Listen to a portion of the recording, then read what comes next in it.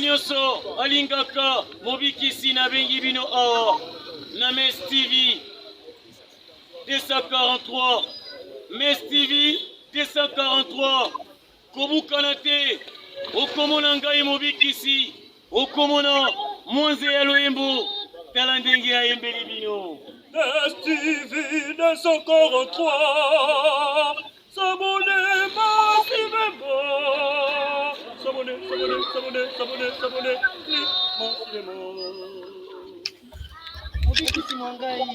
mobikisi mwangai tiki ezalaki elengi ya loyembo na yo na MS 243 tala esika bakomi s'abonner na rouge kamata lisapi oyo lembolelaka supu ya madesu tobika likonga wana ya mokie landa yango Mes TV 243 tobika.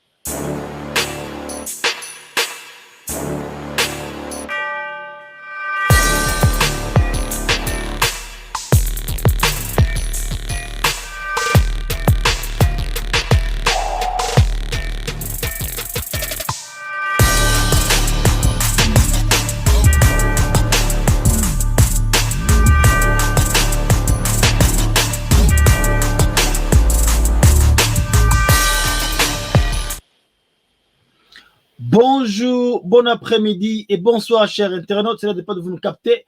Bienvenue sur Max TV 243. Moi, c'est Milestone. Tu es ici sur notre messana, to solo la kama solo ya mboka, actualité oblige, ya on te bengi yango news analyse.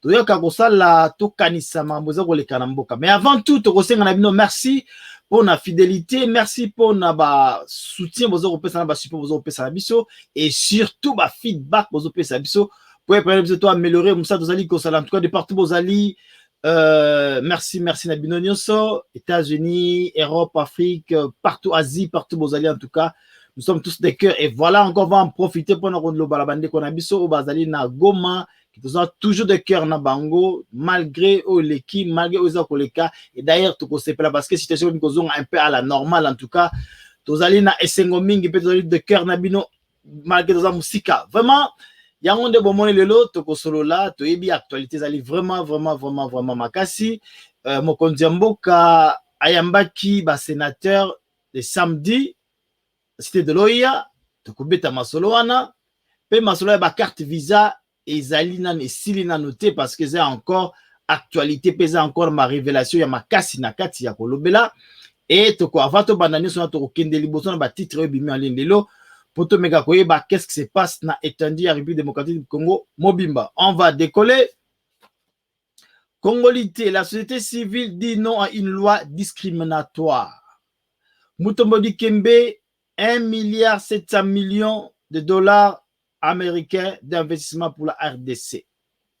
Affaire carte visa, des activités. Là, on va sauter.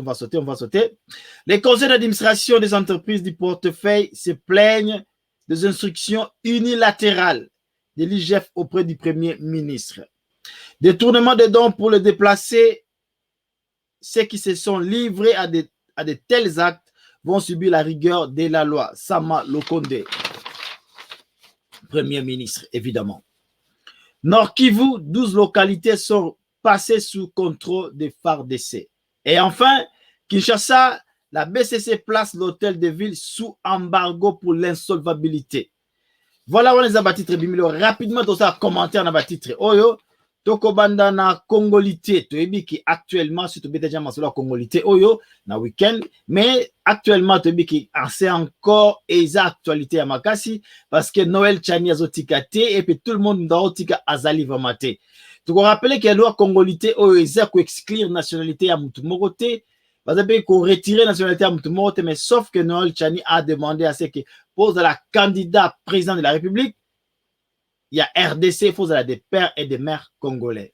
Mais ça suscite un grand débat. Voilà la société civile qui dit non à une loi discriminatoire.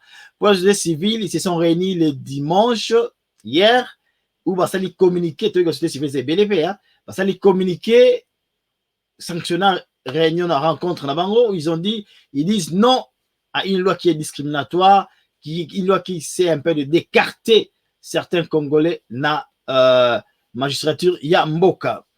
On va le voir Mutombo Dikembe qui veut investir 1,7 milliard.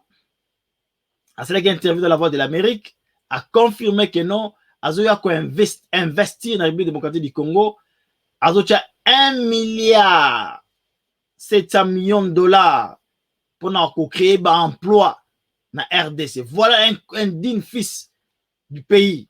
O Azoyi bate, mais or ça na mutokinae, Azoko investir dans Mboka.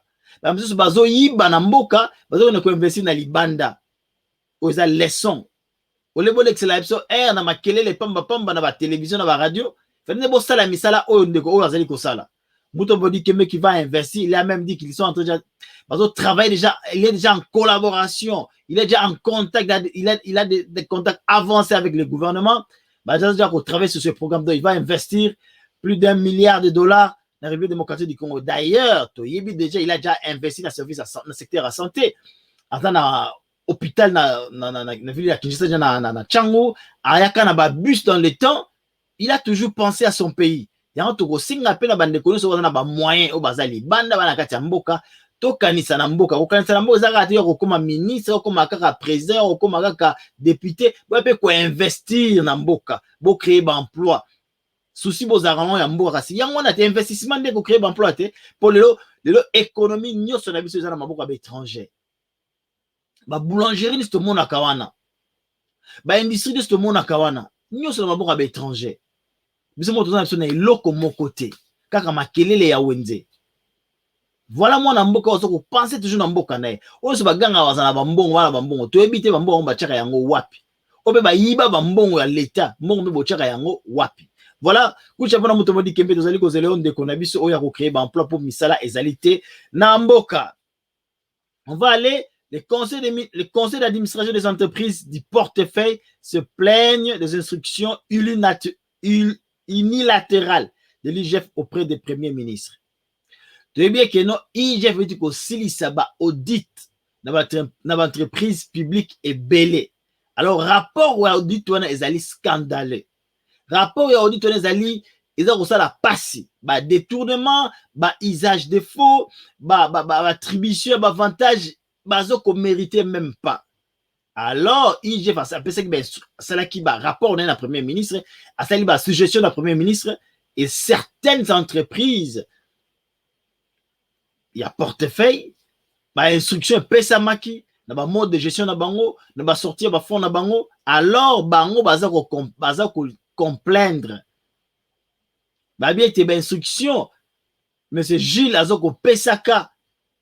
Et pas le premier ministre, ils ont une instruction unilatérale, ils ont consulté Bangote, ils ont handicapé bon fonctionnement de l'entreprise.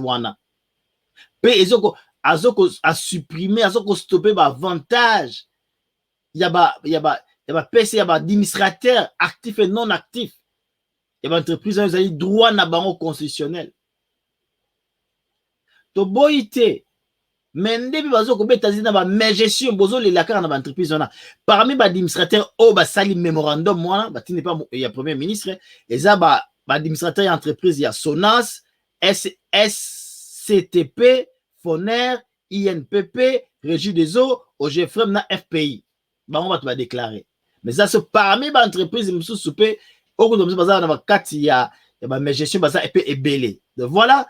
Bazo ko la menabi que Gilles Ingete miko azo lala te partout bazo banga kaka et partout et d'ailleurs nakata mémoire babi que non mission ya IGF ils ont handicapé bon fonctionnement ya entreprise non ils ont handicapé bazo ko sala ndé musala parce que vous avez géré ces entreprises pendant 20 ans 18 ans sans être contrôlé le bolé la poine botika Gilles sala musala voilà ça c'est là on parlait de Gilles Ingete.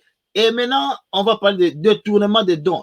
Pesi don la bandeko baza ko déplacer o salamina volcan tu ça 2 semaines volcan semna na Goma. Don e pesami bandeko mzu ya mitema mabe ya bandoki. Mitema bondoki. Détourner don pesi déplacer. Est-ce que mutema wana bneza ya malamu vraiment? Hein? Wana bneza lina mutema malamu.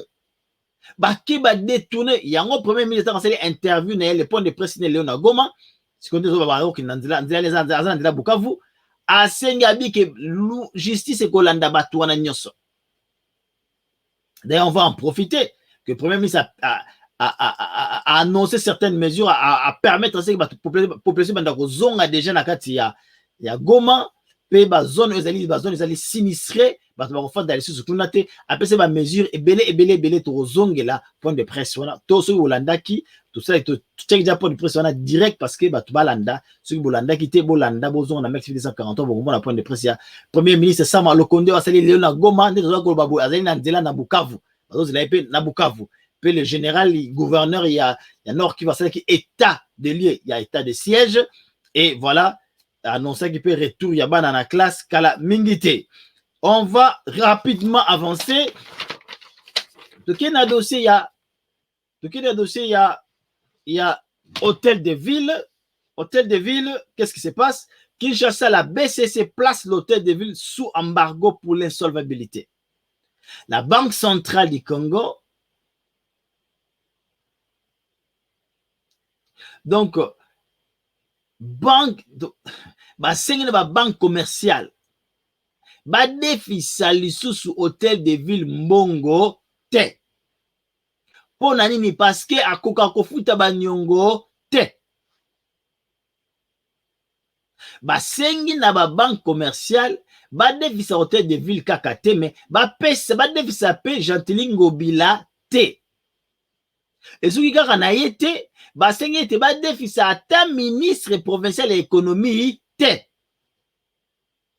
parce que baza insolvable bazali bato bafutaka nyongo te baza na nyongo ebele kuna et d'ailleurs communication service à communication c'est la communication ya hôtel de ville ya Gentil Ngobila balobi ete il en est pour rien Gentil Ngobila na banyongo wana eza banyongo oyo hôtel de ville ba crédit oyo azwaka à l'époque ya André Kimbuta tant azali gouverneur bazana nyonga plus de 60 millions de dollars bazwaka pour un projet bazwaka pour financer projet Secomaf route Secomaf et la plus grande dette ou crédit bazwaki yango quelques jours avant le scrutin en 2018 bazwaka 14 millions de dollars basala nango nini.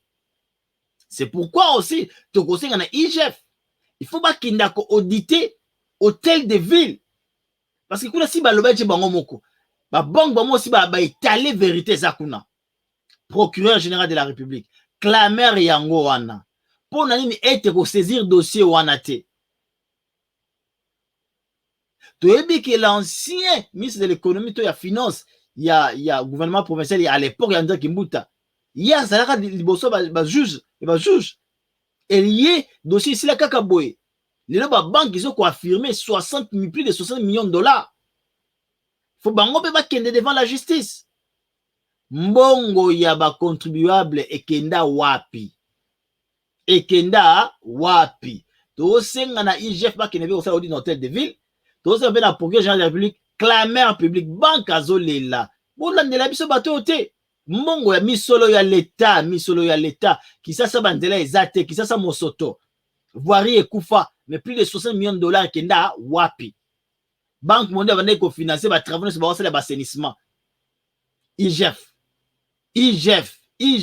tomo le la kana bino IGF landela biso 60 millions plus de 60 millions de dollars hôtel de ville wana to ngito mona mona ezonga mbangu bandele salama voirie zonga ba minda ezonga sécurité ezonga banque data bana wa bakuluna wana pe voilà ozaki affaire ya ville ya Kinshasa voilà donc même ba ezali nango Gentil Ngobila ezaki na principe à continuité de l'état ezoko tomber na muto Gentil Ngobila pour même gouverneur lelo ye n'a rien à voir na makambo oyo. Voilà, on va directement passer na sujet jour na biso ezali samedi tomona mokonzi mboko ayamba ki ba sénateur na cité de l'OIA ezaki rendez-vous moko ezaki rapporté plusieurs fois. Mais en fin de compte, Azui, tant ya koyamba bango, tant amuni vide na agenda na ayamba ki bango mokolo ya samedi. A féliciter ba sénateur na courage politique bazwaki ya ko adhérer na union sacrée. PFC bango expliquer bango vision ya union sacrée zali nini, vision ya yemoko mokonzi mboka. Pe alobi na bango ba ko regretter te lokola bandimeka okota na union sacrée. Et d'ailleurs bataki ba sujet ebele, notamment sujet ya congolité. La congolité c'est ko sala penza makelele. Mokonzi ya mboka azali favorable na débat ya nationalité congolaise. Mais a interpellé ba sénateur bazo ba bonne décision. Et même il a même épinglé en disant si le pays est à ce niveau, il y a ceux qui se disent congolais de père et de mère qui l'ont laissé dans un gouffre. Malingi kolobate gazali contre la congolité. Non, aza contre yangote.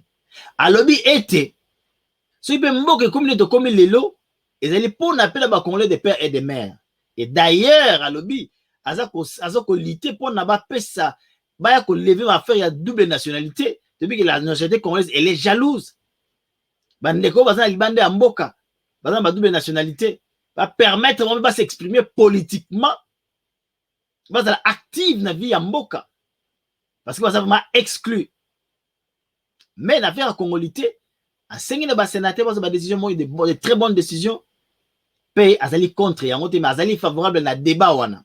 Donc wana en tout cas batu bacha makelele te alobi azali favorable na débat mais à exclure yango te azali pe contre yango te. Voilà, alobi na bango lisusu boye aza na besoin ya élection moko crédible na 2023. Aza na besoin élection salama na 2023. Mais alingi élection moko crédible. Alingi respect ya temps ya constitution. C'est pourquoi asenga ki na ba sénateur et d'ailleurs c'est salamaki va voter la loi portant organisation et fonctionnement. Il y a Seni, ou si va voter qui ont déjà. A Sengi na bango ete, va voter la loi électorale. Parce que bazumi be komi balé wana si le quoi si va voter déjà la loi portant fonctionnement et organisation de la Seni, vous avez loi proposée par Christophe Lutundula. Voilà si va voter yango et tika le be moko. Ceux qui va voter la loi électorale pour dire que dans 2023 na délai constitutionnel tu reçois élection. Mais il y a une élection crédible. C'est pourquoi on va voter la loi wana pour permettre à ceux qui ont préparé l'élection sika oyo. Élection crédible en 2023.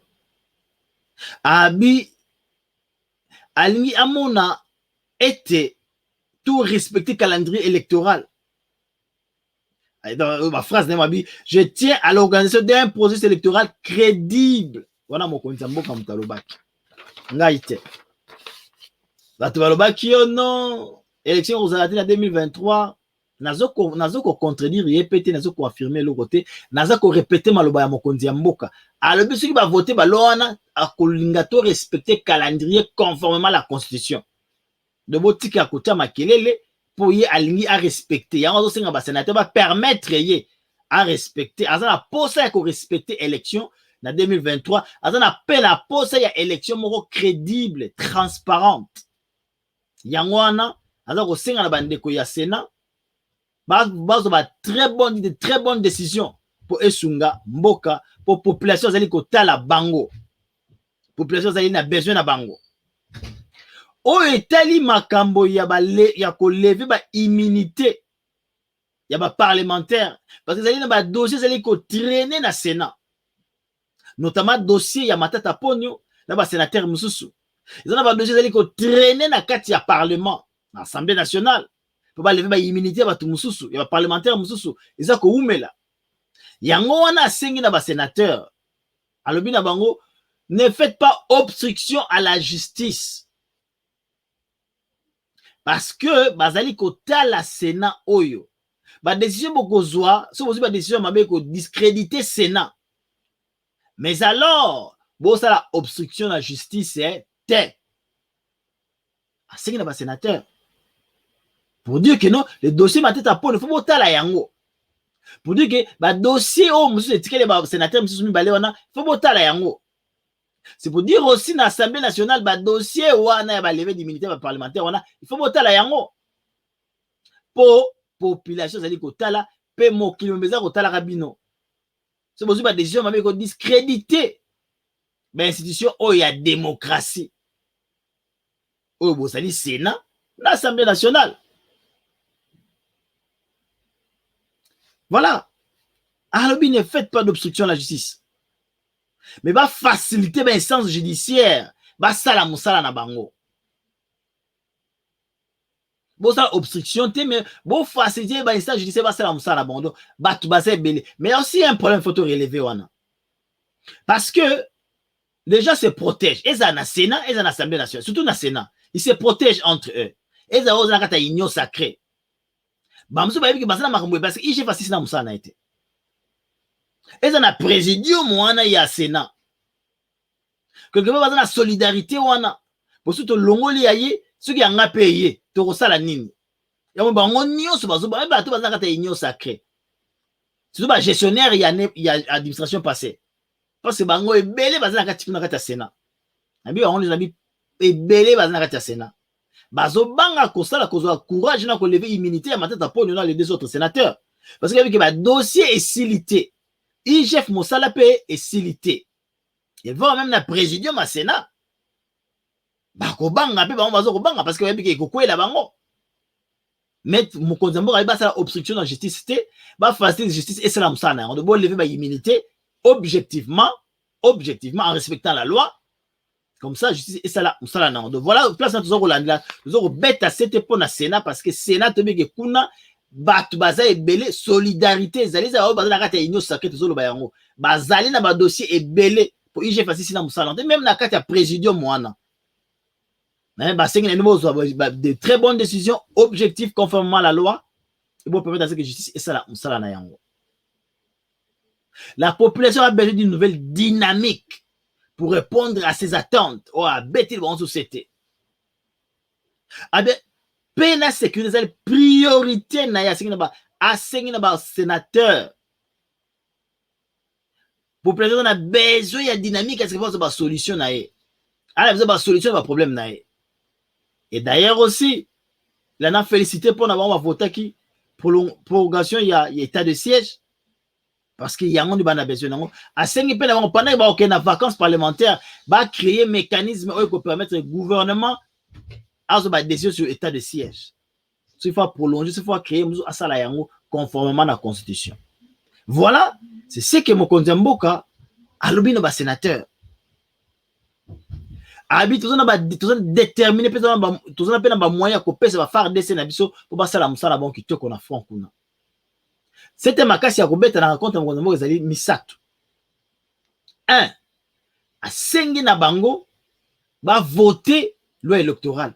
Parce qu'on a besoin d'une élection crédible pour un délai constitutionnel en 2023. 2 à sengi na ba sénateur va de très bonnes décisions parce que mon climat besoin au talara bango. Mambo 3 mambo sengel et taliba lever ba ko lever ba immunité parlementaire où il y a des sénateurs, il y a des membres de l'Assemblée nationale. Il va avoir très bonnes décisions, mais base à la objectif, conformément à la Constitution, base à la obstruction à la justice, base à la justice, c'est ça. Voilà. Donc, un membre de la Congolité, Azali contre un membre de la Congolité, Azali favorable dans le débat, mais à Bétissété, ceux qui m'ont comme boy, ils ont des pères et des mères, bien trop mimboka. Bien trop mimboka. Les lots au des pères des mères bobomimboka mais tu que l'eau est amabé bino pe kuna tu que l'eau est amabé tu que l'eau est amabé l'eau est kitoko mais des pères des mères bobomimboka voilà to koleka na pona biso ya mibale au point ya suka zali ba carte visa depuis semaine passée j'ai fait ça que comme tout ça ba audit na ye na ba entreprise nyonso. Vas-y, audit na banque centrale, bah, il faut découvrir, bah, dénicher circuit où il y a dignitaire, il y a régime passé. Et belé, bah, régime passé, bah, ça, bah, carte, bah, bénéficier de la carte visa. Bah, on karaté, ministre, il y a coopération, il y a gouvernement passé, il y a administration actuelle. Ministre des Affaires étrangères, administration actuelle. Bah, ça, il y a carte visa. Bah, qui a droit à découvert, il y a $50,000 chaque mois. Mais, bah, ça qui n'a pas ceux qui en mission. Mais selon les rapports, il y a IGF et qu'il y a au-delà même, il y a Bato Bazalik qui doit bénéficier de la carte Visa Wana. Bon, malgré ça, Bato va fonctionner bon aussi si là, Bazalik continue à utiliser carte Visa Wana. Nous devons utiliser en temps où on a une mission de service. Mais on va utiliser en même temps dans le Congo, mais carte salami na Singapour. Mais on a une mission de service. En dans Kinshasa, carte va salali yango na Bangladesh. En dans Kinshasa, carte va salali yango na Malembankulu. En dans Kinshasa, carte va salali yango na Maduda. En dans mission de service à l'étranger. Utilisation abusive ya carte wana. C'est pourquoi IGF, M. Gilles Alingete, a fait une instruction à se plaindre qui est le ministre ya finance, Nicolas Kazadi. Et Nicolas Kazadi a fait une décision, a fait une instruction dans le gouverneur de la Banque centrale, va désactiver la carte wana. Et d'ailleurs, tout le monde a une réaction, il y a Batou, parce qu'il y a des décisions qui ont été citées, notamment Obemina, c'est là qui a une réaction. Il a fait une déclaration dans la communication, on va s'aller demander, il n'a jamais bénéficié de la carte Wana. On voit encore, qui encore, coup sur coup, le candidat malheureux, Chadari, il est dans la communication, il va bien sanctionner dans l'Union européenne, à quoi qu'on sait utiliser carte Wana. L'ancien ministre de la Finance, Sélé, il est à sali dans le service de communication, il a déclaré que non, et c'est une pratique normale. Bah, toi, il a droit à la carte Wana. Ça va être une mission de service. Mais, M. Gilles Aliguete, à travers IGF, c'est pratiquement illégal, contraire à la loi financière Yambo Canabiso. La loi financière n'autorise pas cette pratique. La loi financière qui est censée régir les dépenses publiques. La loi financière qui est censée, oh monsieur, l'ancien ministre de la Finance qui est censé qu'on maîtrisait très bien. Mais la déclaration, il y a service de la communication, c'est une allusion qu'ils ont une pratique légale. C'est référé. C'est une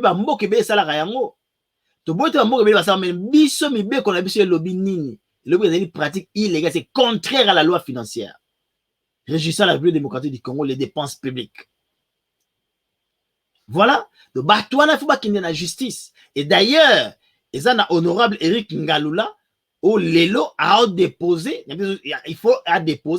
il fallait déposer une question orale adressée à la gouverneur de la Banque centrale. Pour s'expliquer comment on est Kobima pendant que ce gens va fonctionner, qui est même au-delà de personnes politiques. Ça, c'est le monsieur Gilles Aliguete qui le dit. Au-delà, on mérite même pas Bazana Yango. Voilà tout aussi le procureur général de la République. Clameur public Yango. Saisir dossier Yango. Bravo, na IGF, que Moussa les a ébélés à Rosala. Pendant 18 ans, le pays a été très mal géré. Circuit et za ébélé. Vous avez Moussa ma casse ya Rosala. Depuis que Orola la rapongi sur le barolinga ote, mais Moussa ya Mwana. Mwana mboka, bolingo ya mboka ya Mwana.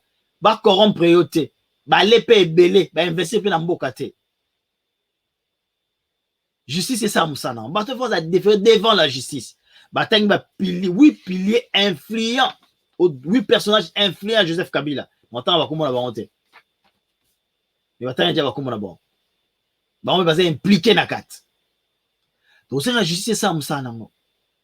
Parce que ça va mission de service. Ma mission de service. Mais ce qui est vrai, malgré ma déclaration, monsieur l'ancien ministre de la Finance à Salaki a prétendu refaire croire à M. Kezaki légal, mais M. Gilles Aliguete, IGF Arabi, sa pratique illégale contraire à la loi financière qui régit la République démocratique du Congo, surtout les dépenses publiques. Voilà. Donc, ça, on a justice c'est ça musa nango bato baza défendre devant la justice parce que banzela ezotonga mate courant ezate mine ezate voirie ekufa na Kinshasa ba hôpitaux ezate na ba province ma ezate ba $100 000 wana plus de 40 personnes pendant 2 ans 3 ans tout ba lo bate o ba ba komi ba mo état de droit yango mais non bo gérer qui m'avait pendant 18 ans et qu'on rattraper bino lelo acharnement mauvaise gestion oh ça gérer qui m'avait il je vais ça musa na mais cour de compte c'est na pe musa na honte bonus parlementaire beto monité il y avait aussi un peu na parlement vous allez actif parlement vous allez actif parlement c'est amorphe parlement vous devez contrôler ba ministre sikoyo vous devez contrôler exécutif sikoyo ba audit ba entreprise ba sala vous avez ba rapport action exacte bino be boye bozu bokondi parlement le kaki parlement sika bino boyepe ata ba il ko mo ça les até bino se bozaka ndenge moko bino se bozaka ndenge moko quand on vous donne un peu d'argent et tout vous oubliez l'essentiel voilà tout na soka mission absolue de lobara na kombo ya mboka ya RDC mboka na biso nyonso oza la cash FCC Lamuka Union Sacrée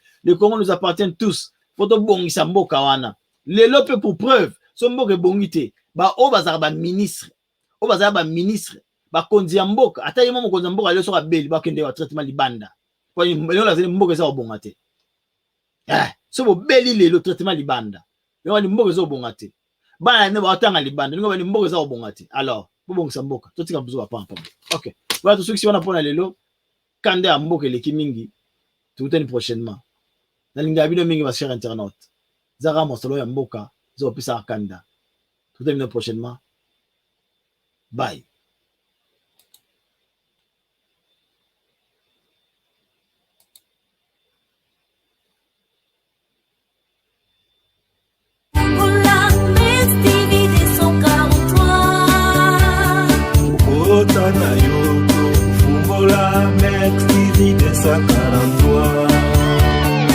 Je ne présente information crédible et à la source. Les salaires nous n'ont pas